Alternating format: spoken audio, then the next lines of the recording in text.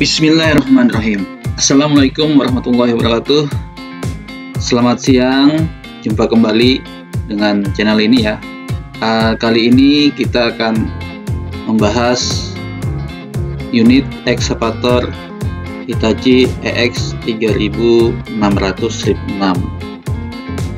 Oke teman-teman, langsung saja ya. Kali ini pembahasannya kita akan mengulas tentang salah satu karakteristik dari unit ini. Nah, unit ini biasanya kalau dia sudah lama ya, sudah mungkin HM-nya sudah di atas 8.000 jam. Nah, ada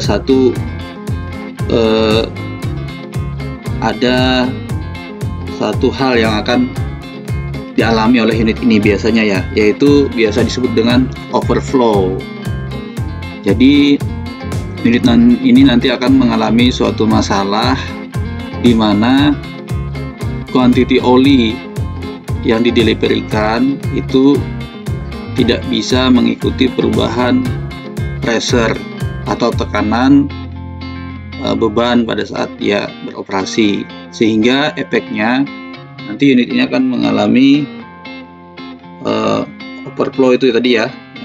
Nanti efeknya RPM engine akan drop, bahkan mungkin bisa sampai stall dan engine-nya shutdown. Nah, untuk mengatasi hal itu biasanya akan dilakukan adjustment ya pada pompa atau main pump. Nah, pada main pump ini Pak. Oke teman-teman, pada main pumpnya akan dilakukan adjustment di bagian mana? Di bagian regulatornya ya. Tepatnya di sini. Nah, yang saya tunjuk cursor ini ya, menggunakan cursor ini. Di sini ada adjustment. Di sini harus dilakukan penyetelan. Kenapa sih harus dilakukan penyetelan? Oke, untuk lebih jelasnya dan untuk tahu jawabannya, terus simak video ini sampai selesai agar tidak ada rasa penasaran lagi ya. Oke, sama-sama kita simak.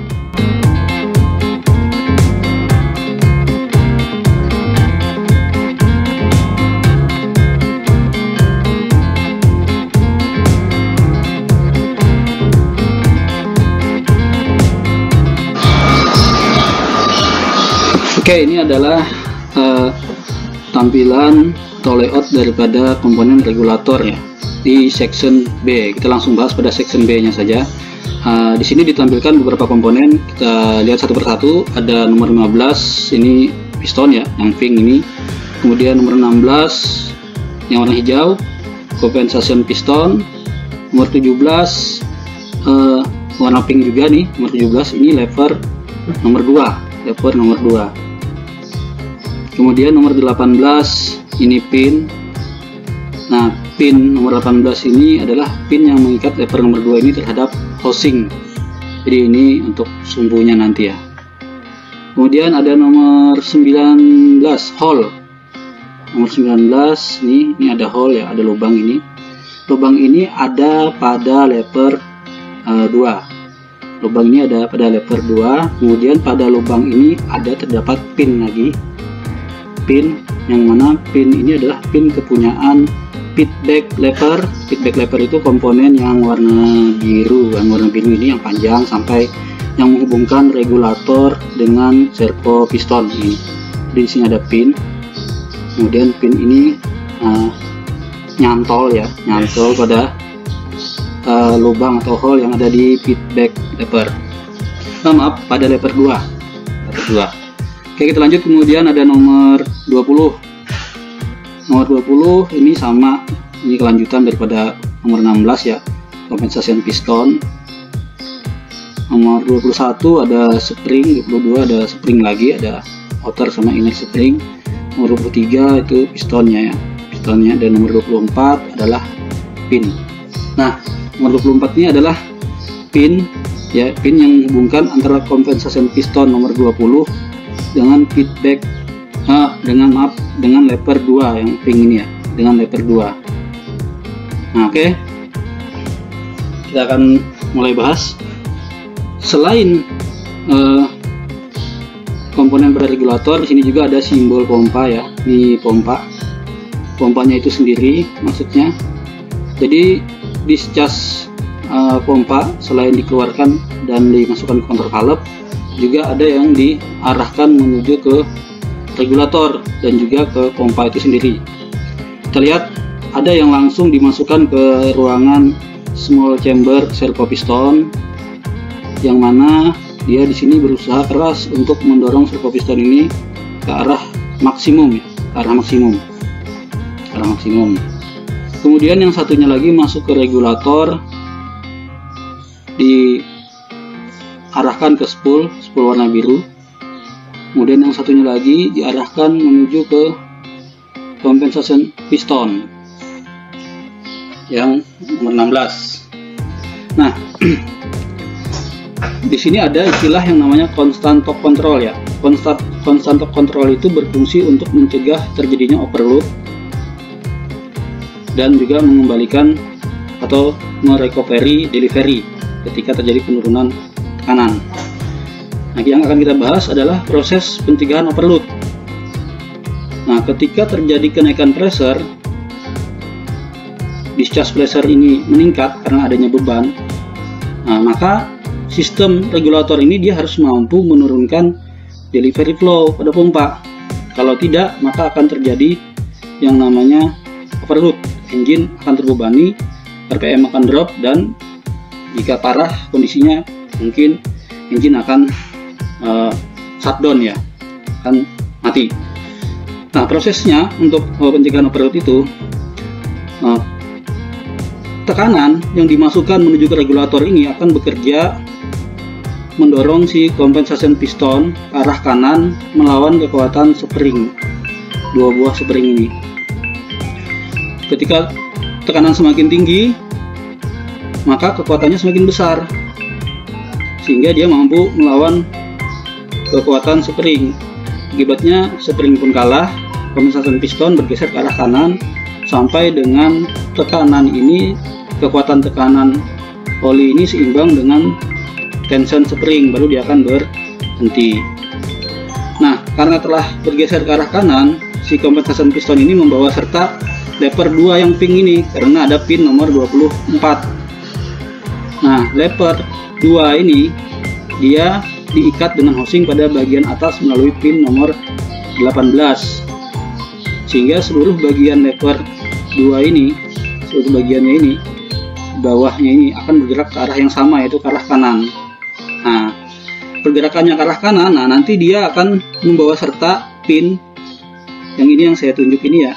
Pin ini juga ke arah kanan karena dia mentok sama dinding hole yang sebelah kiri ya. Sebelah kiri dinding hole ini mentok, ketabrak, dia akhirnya bergerak ke arah kanan juga.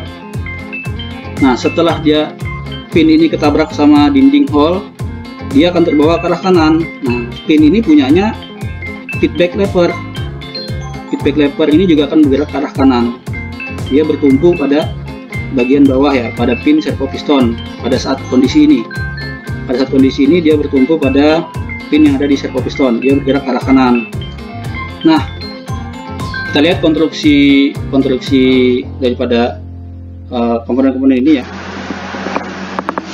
Oke, jadi ketika yang lever 2 tadi bergerak ke arah kanan, kemudian si hole-nya ini membawa serta pin yang nomor 5 ini ke arah kanan juga, maka feedback lever yang panjang yang terhubung dengan servo piston ini juga bergerak ke arah kanan pada bagian atasnya ini ya, karena tumpuannya di bawah ke arah kanan. Nah, dia membawa serta ini spool yang nomor 3 ke arah kanan, karena spool ini diikat dengan feedback lever menggunakan pin nomor 5. Nah, jadi spool ini ikut bergerak ke arah kanan. Akibatnya spool ini akan membuat saluran pada flush chamber servo piston ini terhubung dengan saluran discharge pompa. Nah, sehingga discharge pompa mengalir mengisi ruangan large chamber servo piston mengakibatkan terjadi perlawanan terhadap sisi small chamber. Nah, karena beda luas penampang, maka terjadilah pergerakan ke arah minimum.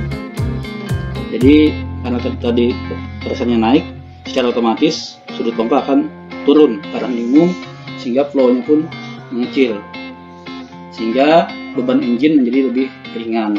Itu terjadi bersamaan dengan bergeraknya servo piston ke arah minimum atau ke arah kanan ini ya, arah kanan. Dia membawa serta feedback lever juga ke arah kanan, karena feedback lever diikat dengan servo piston dengan pin yang saya tunjuk ini. Nah, bergeraknya feedback lever ke arah kanan, nanti otomatis dia akan membawa pin ini juga ke arah kanan, lepas dari posisi dinding kiri daripada hole, dan kemudian nanti dia akan menabrak sisi dinding kanan. Saat dia menabrak sisi dinding kanan, nah ini menjadi tumpuan, sehingga bagian atas daripada feedback lever akan bergerak berlawanan arah dengan bagian bawahnya, maka spool pun akan didorong ke arah kiri, dikembalikan ke arah semula. Lalu saluran yang tadi antara large chamber dan saluran pompa terhubung akan tertutup kembali, sehingga proses penurunan delivery-nya proporsional tergantung dari kenaikan pressure. Kalau pressurnya naik lagi, maka sistem yang seperti tadi akan terulang kembali dan dia akan turun lagi sudut pompanya. Nah, permasalahan yang sering timbul di tempat kita adalah flow yang dikeluarkan pompa itu tidak bisa turun di flow yang seharusnya. Misalkan ketika terjadi kenaikan 200 kg per cm persegi pada tekanan oli, harusnya flow-nya turun menjadi misalkan 100 liter per menit. Tapi ini dia masih di atasnya, sehingga beban engine menjadi besar dan RPM drop, mengakibatkan kinerja unit tidak maksimum. Nah, kenapa itu bisa terjadi? Ya, karena terjadi keausan pada komponen ini.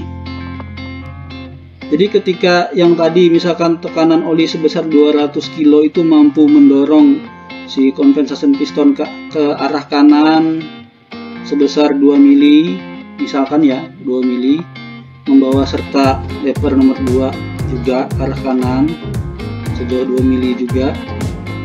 Bagian atasnya ini mungkin karena dia di atas ya, tumpuannya ada pin 18, mungkin tidak sampai 2 mili ya. Nah, katakanlah misalkan 1 mili. Nah, itu dia sudah mampu menggerakkan pin juga ke arah kanan, misalkan ya katakanlah 1 mili juga. Tapi karena aus, harusnya setelah bergerak, setelah digerakkan oleh compensation piston itu dia langsung menggerakkan pin. Ini tidak, dia geser dulu, baru nanti setelah mentok baru dia mampu menggerakkan si pin, sehingga spool ini tidak langsung membuka saluran discharge pompa dengan sisi large chamber servo piston. Akibatnya penurunan sudut pun tidak sebesar yang semestinya. Nah, untuk mengatasi hal ini kita harus melakukan adjustment pada bagian yang saya tunjuk ini ya, pada bagian ini. Dengan cara apa? Dengan cara melemahkan kekuatan spring supaya keausan ini bisa tertutupi. Jadi yang tadinya 200 kg mendorong 2 mili, sekarang 200 kg mungkin dorongannya itu bisa lebih dari 2 mili, sehingga keausan di sini tertutupi. Nah, itu. Nah, jadi ini memang tidak bisa dihindari ya, karena kita tahu sesuai dengan apa yang terjadi di lapangan. Jadi memang komponen ini bisa dibilang ya selalu saja mengalami keausan ya, akibat dari gesekan, saling terjadi gesekan ketika proses perubahan sudut pompa, karena dia di sini tidak presisi ya, dia dibikin memang seperti ini. sehingga ada hentakan, ada gesekan, itu yang membuat terjadi kehausan yang lebih cepat. Nah, itulah alasannya kenapa kita harus melakukan adjustment secara rutin agar unit ini bisa beroperasi dengan normal dan maksimal, karena memang telah terjadi kehausan pada komponen ini. Kurang lebihnya demikian, semoga bermanfaat. Assalamualaikum warahmatullahi wabarakatuh.